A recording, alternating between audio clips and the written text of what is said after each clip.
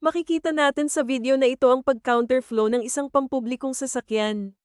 Ngunit hindi siya pinagbigyan ng ating mga kapulisan at ito ang sumunod na nangyari. Tingnan ko, umaatras yung dalawa. Pinatutukan ng mobile, oh. Pinatutukan ng mobile, eh. Ang kulit, eh. Habang umaatras sila, umabante rin yung mobile.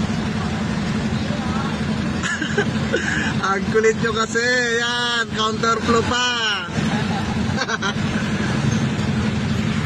Ang kulit kasi. Mahilig mag-counterflow, yung mangyayari sa kanila, oh. Oh. Gagawin nyo ngayon. Counterflow pa! Ang kukulit nyo kasi!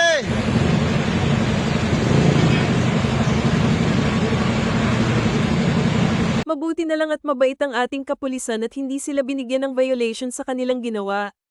Paalala ito sa mga mahilig mag-counterflow. Makikita sa video na ito kung saan nakahiga ang isang motorsiklo na nasa gilid ng kalsada. Grabe naman yan.